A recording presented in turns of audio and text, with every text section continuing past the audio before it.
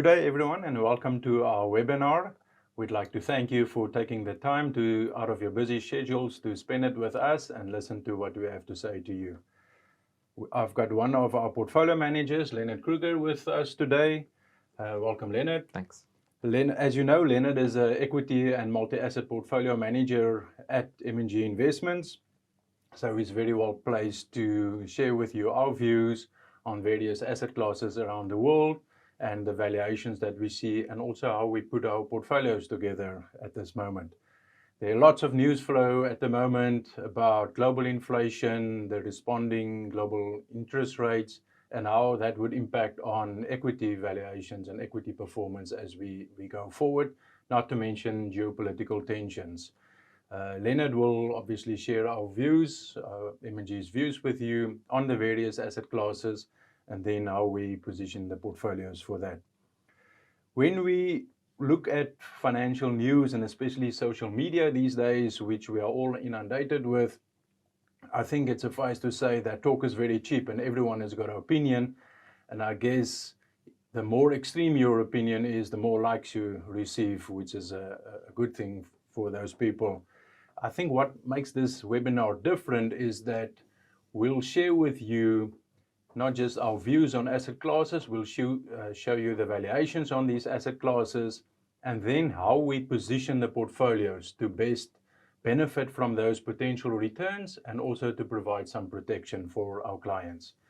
And that is quite different. Also, what I can tell you is that previous webinars where we shared our previous views at the time and how we position our portfolios, we keep it all on our website and it's available for you to go and have a look at.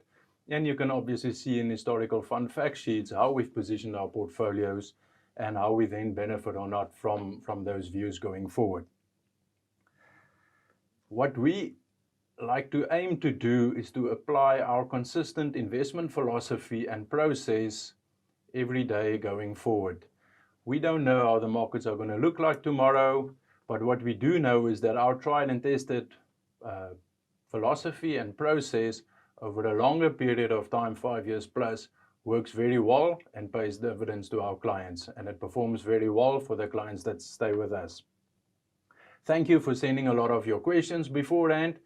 What Leonard will aim to do is address as many of those questions as possible throughout his initial presentation, and then some of those questions we'll also cover after the first part of the presentation and have a discussion about those. I would also like to remind you that we've got a chat functionality on the webinar today, so please feel free to add your questions as we go along. We've got a couple of our colleagues sitting outside waiting for those questions, and they will try and answer them as we go along, and some of those they will refer back to us that I can pose them to Leonard on your behalf. So thank you for being so active and sending in those questions. It's good to see our clients engaging and want to know the various items.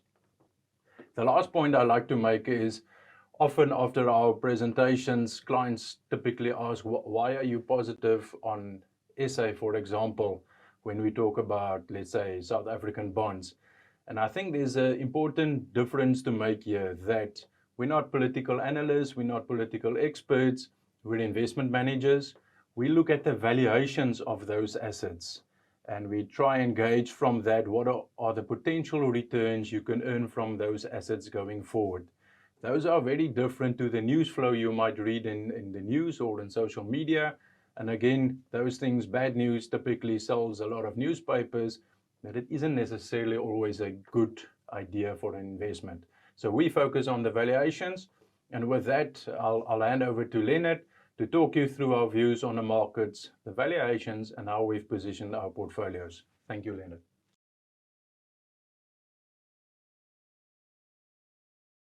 Thanks very much, Pieter, and good morning, ladies and gentlemen. Welcome from my side to our first webinar for the new year. We're in the middle of February already, so time goes by very, very quickly. But we thought it is a good idea perhaps today, when we're sharing our outlook for the year ahead, to perhaps just spend a couple of minutes to briefly look at the year that was 2021 before moving on to how we've positioned our portfolios, what the outlook is, and towards the end share a couple of the opportunities that we see in the funds still today from this point forward. So without further ado, let me jump straight into the main body of the presentation. And 2021 was a great year for SA multi-asset funds, and our portfolios performed particularly well within this context. On this first slide, what I've put on is just the returns for the 12 months till the end of December, with a line showing the inflation rate of about 6% during the past year. What you can see on this chart is that risk assets in South Africa performed well in excess of this inflation number over the past year, delivering very handsome inflation-beating returns for all multi-asset funds. And that really is the purpose of these funds. When we spoke to you this time last year, the 3-year numbers were looking fairly pedestrian, as we had come through the COVID crisis after a couple of years preceding that of quite challenging investment returns. Fast forward these numbers to today, you can now start to see that the picture is looking significantly more encouraging. Asset classes like South African equities has delivered almost 11% per annum over the past 3 years, fulfilling their potential of delivering real returns for taking risk on into a portfolio. So over a longer term period, we would expect asset classes like equities, properties, and even bonds to deliver these inflation-beating returns. What you can see on a 3-year view, despite a very good return from South African property in the past year from depressed levels post-COVID, the 3-year numbers on property in South Africa continues to be challenged. And certainly when we get through the meat of this presentation, you will see that our exposure to the property sector continues to be fairly small in the greater context of a multi-asset portfolio, as we think a lot of those easier gains of the 2021 year are now fully in the base. When we then start looking into the individual asset classes, first let's look at South African equities, where we saw very high absolute equity returns and a wide dispersion between the best and the worst stocks in the top 40 index. So what I've got on this chart is looking at the 40 largest shares, just as an illustration, and I've color-coded them according to the broad sectors to which they belong to. What you can see on this chart is the very wide difference between the performance of the best shares, MTN, Investec, and Sasol, and the worst shares on the right-hand side of the slide, being Naspers and Prosus, giving us as stock pickers a wonderful opportunity set that we exploited successfully over the past year to add significant additional returns in a strongly performing equity market. So the past year in 2021 was particularly successful, and one of the most successful ones in the history of MNG in terms of our ability to pick the stocks that we liked correctly and get the timing correct and add meaningful outperformance across both our equity clients but also in the multi-asset space. I'll share more on that a little bit later. What was also very interesting in the 2021 year is where normally we will have examples in the past where a specific subcategory of stocks would be either the best performing or the worst performing, typically resources, given their volatility in terms of their dependence on commodity prices, the difficulty of mining, and the inherent leverage in their operations that come from this. But what you can see in this chart further is the nice dispersion of the colors, where there were significant opportunities within these individual subsectors of the market. Again, very, very conducive for the likes of ourselves to try and add value by picking the right stocks. In 2021, we had an above average level of success when it comes to picking the stocks, where MTN, Investec, Sasol, and Richemont, the 4 best performing stocks on the top 40 last year, were all overweight positions in our funds. We continue to have overweight positions in these 4 stocks, and have changed our portfolios in a lot of others. And I'll share some select opportunities with you later on why we believe, despite something like a Sasol delivering almost 100% in 2021, continues to be attractive at this point in time. If we look at the bond market, we see a very similar picture emerging as the one in the previous one. This chart looks at nominal bonds, so the normal government bonds, as well as inflation-linked bonds. And I've used different colors here to illustrate the total return of these respective individual bonds over the 2021 year. This is on a total return basis, so it includes the coupons that you would have received during the year. Again, what this chart tries to illustrate is the very wide dispersion between different bonds in 2021, not just between nominal and inflation bonds, but also by duration. So on the bottom axis, you can see the different maturity dates of these respective bonds. And the longer dated bonds, so the R2 for 2048 and the inflation linker 2050, delivered significantly higher returns than, say, the very short end of the curve, the R197 or 2023. This has benefited our multi-asset portfolios and our bond portfolios, again, in the favor of our clients, where our positioning was in favor of these longer durations as opposed to the shorter durations. We also used the past year to take benefit from this outperformance from the inflation linkers relative to nominal bonds, illustrated by the dotted lines, to switch some of our multi-asset portfolios, and you'll see the details of that a little bit later. So it was an excellent year for security selection within individual asset classes. This chart here tries to put all of it together, and it shows the benefit that we have exploited from taking this very wide dispersion in the past year within asset classes, but also within asset classes to add value to the portfolios. So this uses the balance fund as an example. And in the middle of the chart, you can see South African equities, for example, where we had 47% average exposure during the past year. Stock markets did well, but the stocks that we selected for the balance fund did even better, outperforming the stock market by 7.8%. This is what we refer to as the alpha. What you can see on the rest of the chart is that we also added alpha in the nominal bond portfolio, in the foreign equity component of the portfolio, as well as in the property side of the portfolio. So the security selection was excellent, and put together, it delivered the best absolute investment return from the balance fund in over a decade in 2021. What was further adding value in the past year was the asset allocation. So where we decided to focus more of the assets as opposed to less of it. And that is illustrated again on the x-axis by the overweight and underweight components of the portfolio. So we had more South African equities than what we would typically have in a portfolio and less foreign equities. And this added to the performance of the fund, as you can see by the height of these bars.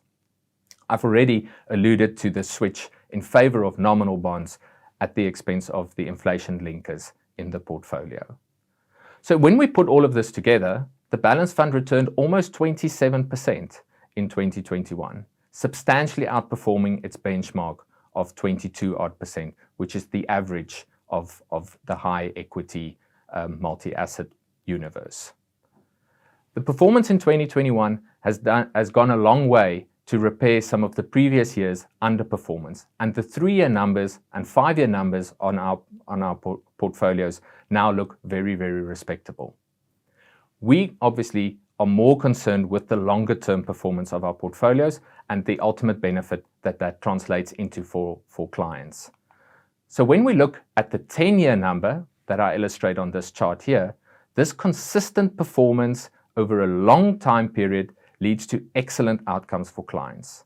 And I show this by taking the entire universe of available balance funds in the South African market and comparing their returns when they have a 10-year track record or more.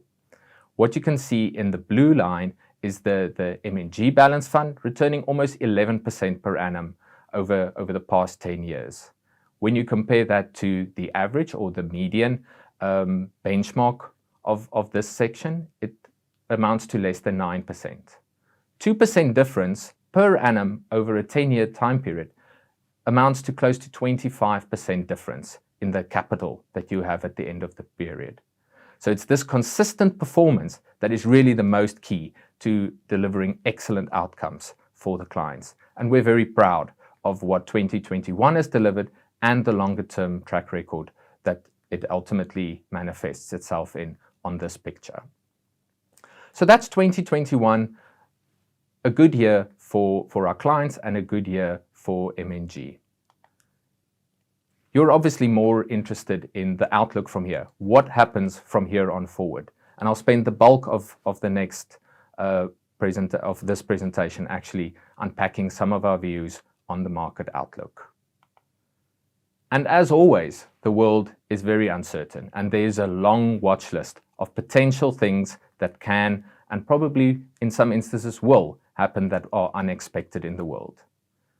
As we have seen with the coronavirus, is that the world is truly globalized and the world is very interconnected, and that a small change somewhere else in the world can have a very meaningful impact on our portfolios and your capital. And we think about that very deeply when we put together a portfolio in whether we're talking about multi-assets, equities only, or any other real return portfolio. So we've got a long watch list of issues of the day, essentially, that are critical to monitor on a daily basis. The first one that is probably getting the most airtime when we look in the financial media at the moment is the start of the normalization process of global monetary policy. So with the onset of COVID now almost 2 years ago, interest rates in the developed market, when they were not already at zero, were essentially cut to zero very, very rapidly, and a whole host of quantitative easing measures around the world essentially embarked upon. This process has now begun to unwind. Now, this has clearly very obvious impacts on not just the bond markets, but also in the supply of money and the availability of money and the risk appetite of investors when we look at asset classes and how they actually invest. 2021 was a year where we saw many bizarre things happen. We saw the rise of the meme stocks, where seemingly bankrupt companies all of a sudden went up 10-fold, 20-fold overnight as Robinhood investors and the like started to corner the market. What we also saw was a tremendous amount of activity in especially the United States in the rise of the so-called SPACs, or the companies without an actual investment company behind them being listed. But we also saw a huge amount of new fresh listings on the US stock market. What it has actually showed is that despite this massive amount of new listings, an investor would have been well advised to actually stay clear from this hubris or exuberance in the market. This chart looks at all the companies that got freshly listed in the US during 2021 and what happened in their subsequent pricing. And what you can see as a collective, now we are down about 25% from where they started. So by participating in this exuberance at the time of listing would have cost investors a lot of money. Ironically, Robinhood, who was a big part of the retail craze, their own stock has more than halved since listing, and actually investors would have lost a lot of money when they invested in these kinds of story stocks. We have stayed well clear from these kinds of investments in 2021. So we're embarking on a process where interest rates will probably rise in the developed world, probably led by the United States. This is part of a reaction where we have seen very strong employment numbers across the developed world, but also a rise in inflation numbers. So towards the latter end of last year, the word transitory that was commonly used when thinking about the reopening and the effect that that has had on inflation that word has now been retired.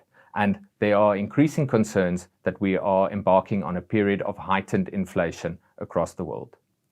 We continue to be fairly sanguine on the persistent risk that higher inflation poses to the market. We think there is a decent chance that the effects of the supply chain disruptions and the impact that that has had on inflation will ultimately get resolved, and that a very high structural inflation taking hold across the world and in developed markets specifically continues to be more unlikely than a base case scenario. The world is clearly the politicians' playground as well, and there are many areas where it is worthwhile to keep a very tight eye on that development over the next year. We've got local elections midterm elections in the US. We've got the uncertainty with people like Boris Johnson struggling to hang on to his position. We've got geopolitics in the Russian-Ukrainian situation that continues to create large uncertainty in the world. We've got the Chinese multi-year policy committee where Xi Jinping is looking to extend his reign. We've got Taiwan and the Chinese that periodically flares up. So there are a lot of things that we continue to monitor, and importantly to try and understand, not necessarily predict what event will transpire, but if it does transpire, how does that reflect back in an interconnected world to our portfolios and the impacts thereof. And that is again something that I'll talk to when I discuss a little bit of the select opportunities that we see in the portfolios. COVID continues to be a situation worth monitoring. Certainly with the Omicron variant, we do seem to be nearing hopefully an endemic phase as opposed to a pandemic phase of the virus. But future variants might again prove this differently. We continue to be cautious when we look at and trying to predict the ultimate outcome of COVID-19 and the variants. And this is important on a lot of subsectors within our own market as well, the likes of the hospitality industry that has and continues to really struggle from the current levels, but also things like the healthcare sector and the insurance sector that have played out massive amounts of claims over the past year and will continue to need to put away provisions to our minds in the year ahead. And then clearly, as I referred to in the politics part, but China more broadly continues to be a very critical component to South African investors and the world economy at large. China continues to be the dominant growth driver of the global economy, and the demand for commodities, particularly a lot of the commodities produced by us here in South Africa and exported there, the outlook is very dependent on China. And the Chinese property sector, for example, with the case of Evergrande being the token child, really being also an important area to monitor, where the interconnectedness of a Chinese residential builder on the likes of Chinese growth, commodities, and then South African investors really being worthwhile monitoring. And we've attended many sessions with Chinese companies and Chinese conferences to try and get a better understanding of the Chinese situation in recent months. When we then turn our attention to South Africa, there's clearly also a lot going on locally that is worthwhile monitoring when we think about how we construct a portfolio and how do we position it to best benefit, but also protect in the case of a risk for our clients. The South African Reserve Bank has commenced a interest rate normalization cycle, and we've already seen 2 interest rate increases to date. This is from a very low base, a historic low base, where the Reserve Bank has been very clear in its communication to the market that the emergency monetary policy measures that were used during 2020 need to reverse to prevent structural imbalances from accumulating over time. Higher interest rates clearly have an impact on you and I as consumers in the market, but it also has a very direct impact on the banking sector or the retailers or anybody that has, or any company that has got debt, that clearly the cost of that debt also gets impacted. We've positioned our portfolios to be overweight specifically to the banking sector, where the South African banks stand to benefit in the event that bad debts do not rise to the same extent as interest rates rise.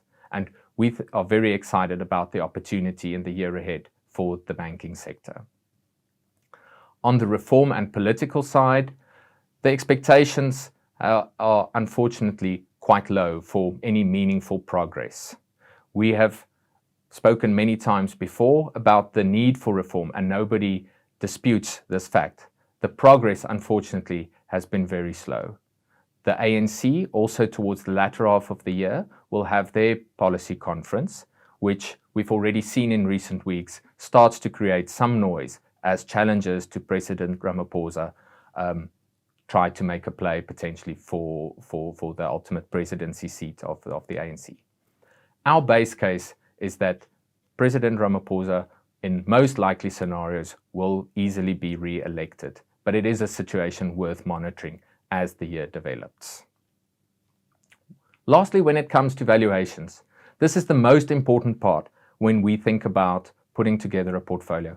Can we buy South African assets for these portfolios that we think trade below what they are ultimately worth? And in this context, we think South Africa, compared to the rest of the world, actually sits very well positioned, where the South African market have a so-called value bias. We do not have a lot of these investments that have benefited from a meme stock craze, or where the company is ultimately unprofitable, but it has a sky-high valuation. We have solidly profitable, long-term businesses like the banks, like the miners, like our retailers, that provide a very, very stable level of consistent profitability, consistent dividends, and good balance sheets that is available for us to invest in. So when we put all of this together, a very interconnected world, and South Africa within that, the most important part is what are the returns on offer, given this litany of risks and potential risks that we face as investors. We are very fortunate, we think, from a South African point of view, that South African assets continue to screen very attractively for the potential to deliver inflation-beating returns over the next couple of years. This chart tries to illustrate it by showing you different asset classes and the real after-inflation return expectation that we think are potentially possible. And we compare that to the long term and where we think fair ultimately sits for these respective asset classes. So in the case of equities in the green bar, we think the average South African equity company should deliver a 9%, close to 9% real return over the next couple of years. This is in excess of what we think a long-term fair return should be from South African equities, given the inherent risks one assumes when you buy equities and South African equities in that instance. The same is also true for other asset classes, the likes of South African property. It screens attractively for the real returns that are on offer, but as you can see from this chart, not quite as attractive as equities. And hence, when you generally look at our multi-asset portfolios, we have typically opted to rather buy more South African equities than property, given the structural challenges and other risks still facing the South African property sector. We've also increased our position in government bonds, as I showed you in the earlier charts, where you can see a 5% real return on offer after inflation by our assessment on government bonds. This is higher than the inflation linkers and hence the preference to rather hold those. When you then compare it to the blue blocks on the right-hand side of the chart in the rest of the world, you can see why we are still excited about the opportunity for South African assets to deliver better returns for clients than offshore assets. South Africa and emerging markets generally have underperformed the rest of the world for close on 10 years now when we measure it on an equity market basis. This has been partly because offshore markets have delivered better dollar earnings growth, but also the ratings, the PE multiples or the price to book multiples that people were willing to pay on these world markets have increased significantly more than that of South Africa. So when we sit here today, going forward, the return prospects look significantly less attractive when we look at world equities as opposed to South African equities. And this view is again reflected in our portfolios with a preference for local equity at the expense of foreign equity in a lot of instances. What you can see is that bonds on a global basis continue to be very unattractive, given the very low starting point of yields and the impact that all the quantitative easing in the developed markets have had on the prospective returns for bonds. The world is, however, a very large place, and painting it with a single brush clearly does not do justice to our colleagues in London when they look for investment opportunities on your behalf. And our portfolios today reflect some very specific areas where we think the return prospects are better than the world as a large average. So in the yellow bars, I show you two areas where our portfolios are overweight when it comes to international equities, notably Japan and in Europe, where the returns on offer are substantially better than that of the world on average. When it comes to bonds, I made the comment about developed market bonds being very unattractive. The flip side of that is that emerging market bonds like Brazil and Mexico offer very similar like characteristics and return prospects to South Africa, where the real returns from investing in their government debt are very attractive, certainly compared to where we think ultimately fair value should be. Again, this is two areas where our colleagues in London have taken overweight positions for our portfolios. I want to spend a quick second to just talk about the dynamic of interest rates and the impact that that has had on the South African fixed income space. What you can see in this first chart is it looks at the yield on offer by investing in a 20-year bond as opposed to putting your money in the bank or a so-called money market. That's the blue and the red line. And what I then also show you in yellow is the expectations for inflation over the next year. What you can see is that the South African inflation rate has been managed very, very well within a tight band of 3.3 to 6% over a long period of time now. And our view is that in time, this band will actually move lower as opposed to higher, given the credibility and the long-term track record of the Reserve Bank to keep South African inflation under control. What it, however, also shows you is that the red line is now below the inflation line, meaning putting your money in the bank or with a money market instrument given current interest rates is almost guaranteed to lose you money on a real inflation-adjusted basis. Clearly, as interest rates increase over the year ahead, which is our base expectation, the return on cash will again start to look a bit more attractive. But where we are today, our portfolios are low on South African cash relative to their history. If I try and illustrate it in a different way, on a real basis, so taking out the effect of inflation, you can see the difference between the bond yield and the cash yield on the right-hand side here. And that 6.7% is probably the highest we have seen for many decades, certainly the highest in the last 20 years. So placing your money in an investment with duration, in this instance the South African 20-year, which we'll have in our portfolios, you get a meaningfully higher return as opposed to just putting your money in cash. Yes, it does come with risk, but we think as an investor you are more than adequately compensated for the risk that you associate with such an investment. So let's start putting all of this together and look at how we have allocated and positioned our portfolios as at end of January for the year ahead. I put our two main multi-asset funds here in the pie charts. Firstly, the Inflation Plus Fund, and in the middle, the Balance Fund. What you can see is a very high level, broad categorization of the different asset allocations. We believe to generate real returns, which is our long-term objective for both these portfolios, we need to own real assets. And as I showed you earlier, the South African asset market are offering, in our opinion, attractive real returns. So we have substantial allocation to South African equities, South African bonds, and to a lesser extent, exposure to cash and offshore. In totality, including our hedges and exposure to Africa, our Inflation Plus Fund has about 30% exposure to offshore markets. in the case of the balance fund, the total offshore exposure sits just over 33%. The right-hand panel tries to show you the changes that we've made to the portfolio in the past year, the major changes. Clearly, there are lots of inter-period other changes as well.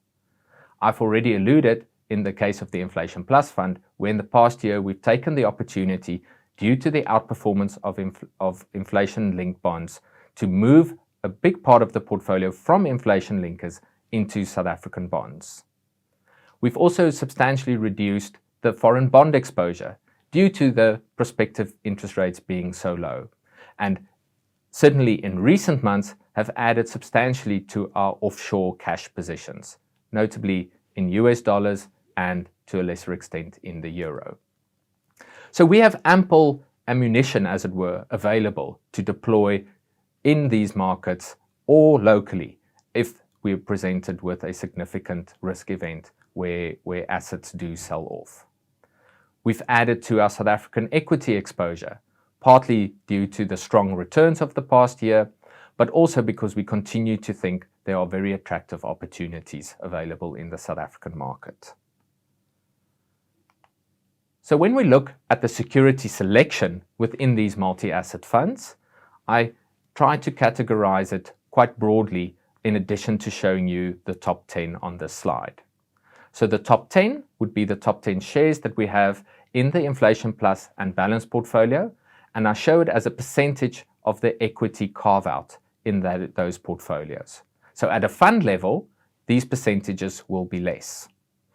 What you can see is that Naspers Process continues to be the largest single equity exposure in the portfolios. MTN has done extraordinarily well for us in the past year, thanks to excellent execution and operational trends within the MTN group across the many countries in which they operate. We continue to think it offers attractive potential returns going forward for investors. More broadly, if we look at areas where our portfolios are overweight or underweight when it comes to South African equities, you can broadly categorize it according to the table on the right. Our portfolios are overweight the energy sector, primarily through our exposure in Sasol. We, on the contrary, are underweight the base metals or the iron ore producers, as an example, the likes of BHP and Kumba Iron Ore. We're also, at an aggregate level, underweight the exposure to precious metal miners. This will be the gold and the platinum sector. I've alluded earlier to the benefit that we think can arise from higher interest rates to the banks, and we have a strong preference for the banking sector at the expense of the insurers, where the claims for COVID, as an example, continues to be a sizable drag on the performance of those businesses. When you look at the top 10 shares on the left again, you will see that there are actually 3 banks within our top 10 position in Standard Bank, Absa, and Investec. And we are optimistic on the return potential from these businesses. When we look at the more defensive sectors, the likes of tobacco, beer, luxury goods, and healthcare, we are overweight, and our preference is in British American Tobacco and Richemont, as opposed to the likes of Anheuser-Busch or the pharmaceuticals or hospital names where we have little exposure. And then lastly, our overweight in Naspers comes at, to an extent, the cost of being underweight under investment holding companies, where the discounts have started to decrease, but they continue to be fairly wide relative to historical averages. When we look at our multi-assets then from a fixed income space, so this will be the bonds and the cash components, we are overweight duration because of that difference between the short end and the long end and the interest rates that are on offer between those two. And this, we are using our local cash to fund these duration assets. Because we are being paid so handsomely to take this duration risk, we see very little need to actually take on additional credit risk in our portfolios, and we are underweight on credit and the state-owned enterprises, where owning the South African government's debt is more than ample enough in terms of the returns that we expect to get from those assets. So let me delve into that a little bit more detail. I use the Inflation Plus Fund as the case study here, given the greatest significance of bonds to the Inflation Plus portfolio as opposed to the bond portfolio. This is our positioning as at the end of January, firstly on the left-hand side to nominal bonds, where you can clearly see the bulk of our exposure sits with pure, plain vanilla government debt, but then also in debt guaranteed by the government. And you can see the other exposures to credit, state-owned enterprises or municipalities are very, very small in the context of the portfolio. If you look on the right-hand panel, so this looks by duration in the inflation-linked space. This will also predominantly only be government-issued inflation-linked bonds. There we have positioned our portfolio more towards the longer end, where you can see the bucket, the tenure between 7 to 12 years, really making up the bulk of the bond maturity profile when it comes to inflation linkers. Again, because you get that additional yield by taking on the additional risk of time in the case of the inflation linkers. So let me quickly touch on a couple of select opportunities. We've had an excellent 2021, and one's intuitive thought might be, well, the best has come and gone. We don't think that is necessarily the case, and there are plenty of opportunities in our minds that we continue to find to invest for clients across the portfolios. The first one is, let's use Sasol as an example. Sasol has been a very disappointing investment for many years, and it's been a key feature in a lot of South Africans' portfolio over the past couple of years. The benefit from higher oil prices and chemical prices to Sasol is very substantial. So the pain that you and I might feel at the pump with higher petrol prices or diesel prices is a direct and opposite benefit to the likes of Sasol. Sasol has had many operational problems as well as problems with their balance sheet and execution of big projects. We think they have largely resolved their balance sheet problems, and the issues around operations are in the base and hopefully being addressed, and we have confidence in the management team to improve their operations going forward. What is very interesting and worrying from a global longer-term point of view has been the lack of investment in the future production of oil from both state-owned companies and international oil companies. And this is what this chart tries to illustrate. This shows you the global expenditure on exploration and production build-out from all international oil producers. So it looks at the United States, the Canadians, other internationals, the state, as well as the large producers, the likes of Shell, BP, etc. What you can see here is the dramatic decline in the capital expenditure since the previous time that oil was at the current levels approaching $100. In 2013, 2014, these companies were investing a substantial amount of capital to grow their production, to grow into the expectations that future demand will grow. What we've seen, however, in the ensuing years has been a poor oil price environment, lots of pressure on these companies from a ESG point of view and to limit their carbon footprint and transition away. And what that has resulted in is a dearth of actual investment to continue to just maintain the level of energy supply in the likes of oil to the market. So what we're seeing now in a post-corona world is that the demand side of demand for oil and energy is back to pre-COVID peak levels and expected, and where it isn't already at peak, where it's expected to reach and exceed the peak very, very soon during 2022. What we haven't seen is sufficient investment to necessarily respond to this strong level of demand. And so this puts a very, very tight position on the oil markets, where oil prices have already moved substantially higher, and a lot of the OPEC countries are seemingly having difficulty to just pump the very limited numbers that OPEC is publicly trying to produce into the global market at this point in time. The very similar chart, if we were to look at other energy components, the likes of coal, and our portfolios have exposure to the likes of Exxaro, where they produce very high quality coal to Eskom and particularly the Medupi station, which we think will be part of the energy mix in South Africa for a long time to come. When we then look at the investment case for Sasol today, we think Sasol can earn between 40 and 45 Rand per share in a normal price environment. A normal pricing environment for its commodities is substantially lower than what we're dealing with today. So under current circumstances, we believe Sasol will produce earnings significantly above this normal level. And yet the share is only trading at 8 times these normal levels of earnings. So we think a good opportunity for clients and hopefully numb a bit of the pain for high oil and petrol prices.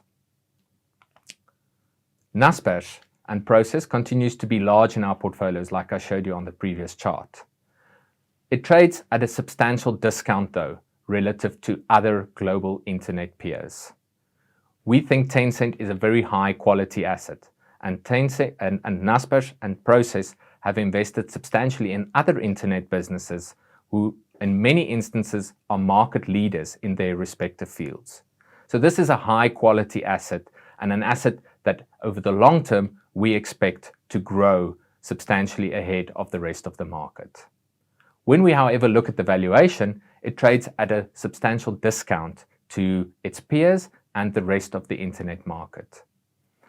US technology in recent weeks and months have taken a substantial decline, and the likes of Facebook and some of the other, Netflix for example, have taken very big declines with disappointing quarterly numbers. This is partly because you can see the very high level of expectations for growth embedded into these businesses. And the forward PE ratio, despite these declines in their share prices, continues to be well north of 40 for most of these companies. The Chinese internet sector went through substantial regulatory uncertainty during the past year, and their price-earnings ratio has come down quite substantially from levels that we observed 1 year ago. Tencent, to our minds, is a better than average Chinese internet company, yet you can see that its PE rating is similar to that of the broader Chinese market. When we then, however, invest in Naspers or Process, because it trades at a discount to its investment in Tencent, you're getting a substantially lower price-earnings ratio. So putting all of that together, we are much more comfortable to own Naspers today in our portfolios than, say, one of the large US internet names that trades at 3 times the PE multiple. We also have opportunities in our portfolios north of our borders. Both the Inflation Plus Fund and the Balance Fund have a small, but not, despite that, an investment in Africa through our Africa Fund that can make a difference should the returns pan out as we expect. What this chart tries to illustrate is similar to those earlier charts where I showed you the valuations of the respective South African asset classes, but in this instance, compare it to other African countries. So as you can see in the purple bar in the middle, the African, excluding South Africa, trades at roughly the same kind of forward earnings yield as South Africa. So on first blush, not an obviously attractive investment. We have, however, very specifically targeted our investments in the rest of Africa in the likes of Nigeria and Egypt, and you can see there substantially higher prospective earnings yields. And again, when you compare that to a longer term history, in this instance 10 years, you can see that it's trading at cheap valuations relative to those histories. Importantly, this is on profits that we think are low by historical standards. So the problems in the Nigerian economy are well documented and well known by most market participants. The profitability of the average Nigerian company today, for example, is much lower though than 5 years ago. And there is a good opportunity for those profits to increase in an environment where energy prices are as high as they are at the moment. So we have plenty of different opportunities in our portfolios, not just in equities, not just in South Africa, but the rest of the world, as well as in the bond markets. So let me conclude. 2021 was a great year for multi-asset funds. It delivered the best returns in absolute terms in more than a decade, and South African investors that stuck with multi-asset funds have been well rewarded during the past year. Our MNG funds significantly outperformed our peers and our benchmarks through good stock selection, security selection, but also through the asset allocation in where we decided to get the exposure for our portfolios. The future is always uncertain, and 2022 poses many known and unknown risks and areas of concern. We are monitoring these to the best of our ability and will take action as and when these situations develop. We think South Africa is relatively well positioned given our starting valuations. We think our starting valuations are cheap and that the expectations from South African companies and from South Africa at large in terms of the reform agenda are very modest. So there is potential for us to do better than what people expect from us as a country. It's also important to take into account the mix of investments that are available. We have older style economy type of companies and investments that are available at attractive valuations, in our opinion. Despite a very good period of stock and asset selection for us in 2021, we are still very excited about the potential and the many opportunities that we continue to find today, and we are excited about the prospects for us to add value in our portfolios going forward. Thanks very much, and I look forward to your questions shortly.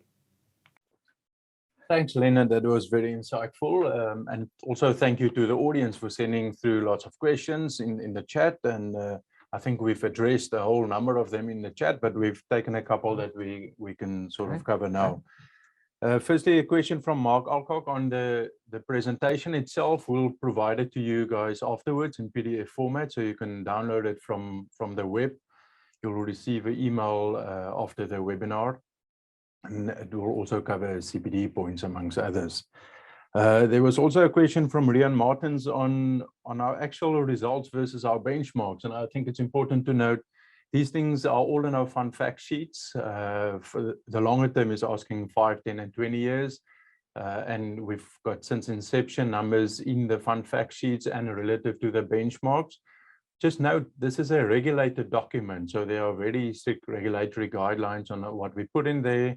The source of the returns is actually from Morningstar, so it's all audited returns that goes in there.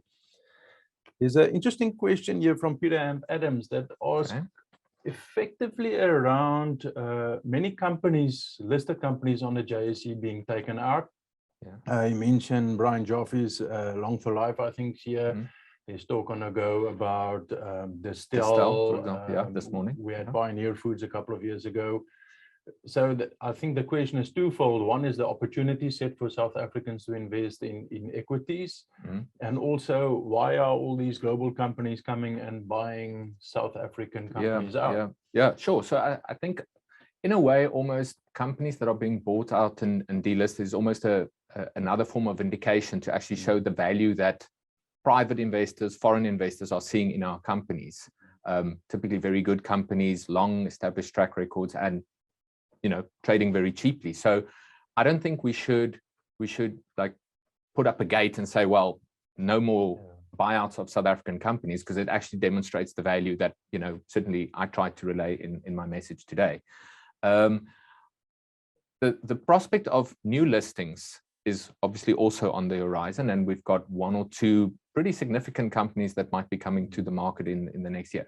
For us as active stock pickers, that's always very exciting and very encouraging. You want a rich environment of different kinds of companies to invest in. So, certainly over the last 5 years, I think that the tide has been going out with more delistings than listings. But looking at sort of some of the companies that we've started engaging with, we might see actually a couple of exciting names coming to the market this year. Yeah, that's good to know.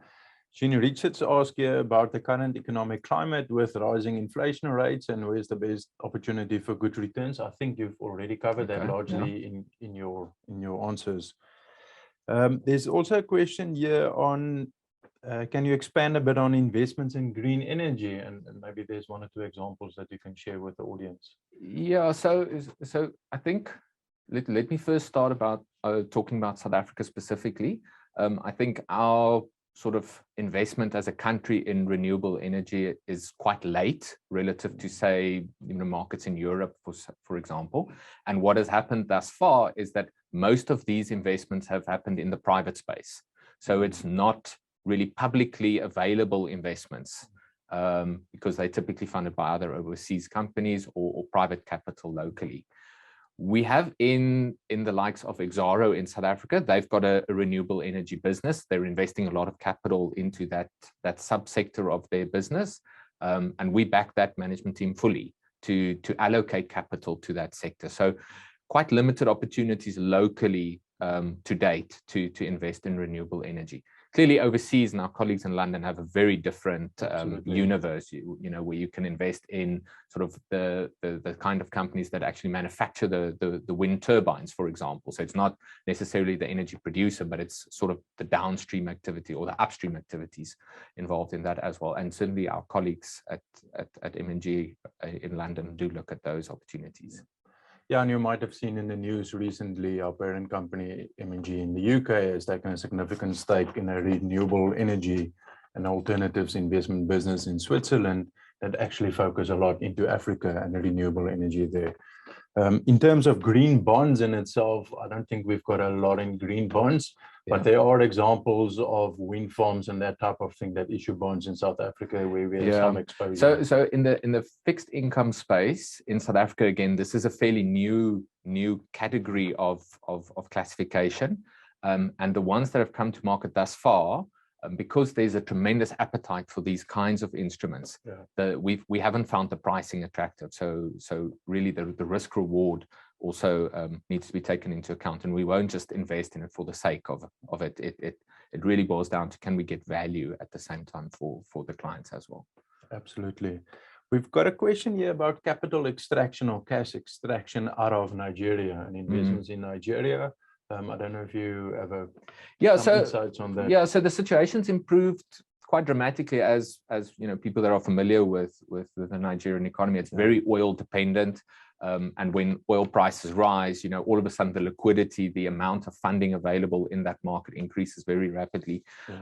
We've seen the Reserve Bank of Nigeria take some action towards improving liquidity, clearing some of that backlog, and certainly in our African investments, we've actually had the opportunity to extract cash at times when we wanted to in recent months.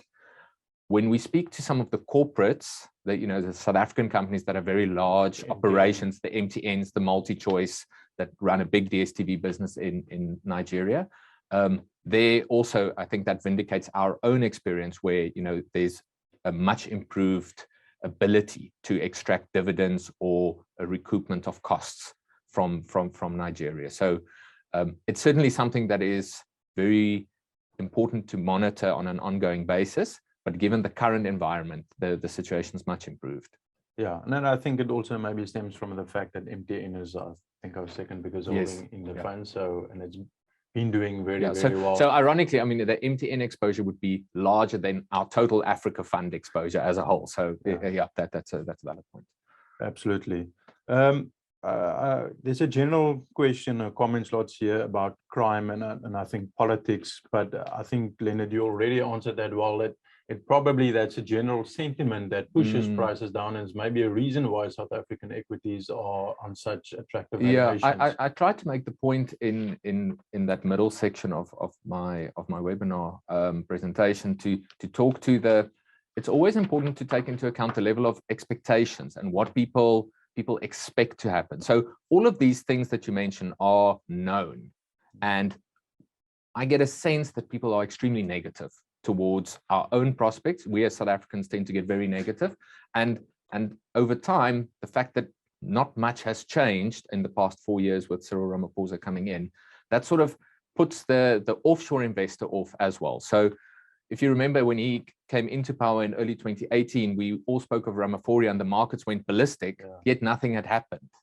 Now, nothing has still happened, but the market has completely discounted even the prospect of anything happening. So I think our base case is, things will continue to be tough. Progress is slow. It's frustratingly slow, but really the skew is towards a surprise to the upside as opposed to not meeting the expectations. Thanks. I think the last question that we can end off with, and while you did cover it quite a bit in your talk, is this issue about people sitting on a lot of cash in South Africa. Maybe exactly as a result of they don't see the political progress, they see all the bad news in the newspapers. And we've seen over the last 4 to 5 years, about 400 billion rand in the retail sector moved into cash. That money has now been hanging in cash, earning 3.5% over the last year. Some concluding thoughts on that, maybe? Yeah, look, that must have hurt those investors very substantially. I think we've tried, not just myself, but a lot of members of our team have tried to illustrate through webinars like this to make this point that there's a lot of opportunity outside of cash. And depending on how you can manage your fund selection, you can still manage your risk.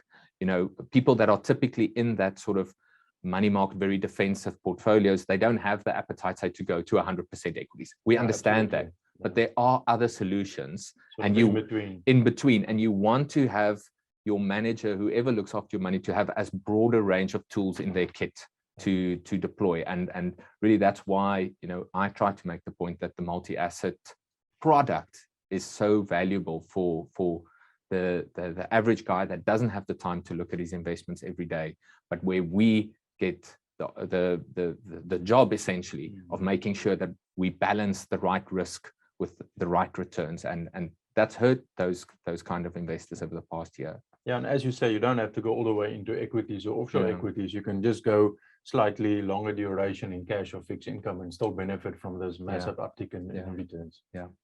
So thank you very much, Leonard, for your time, and to the audience, everyone, for listening and staying on for this time. Thank you very much. We appreciate the time that you spend listening to us. We know your time is very valuable. Thank you for your ongoing support and investing with us. We endeavor to put our best efforts in and ensure we consistently apply our investment philosophy and process to make sure we can grow that money for you. Thank you very much. Thanks. Cheers.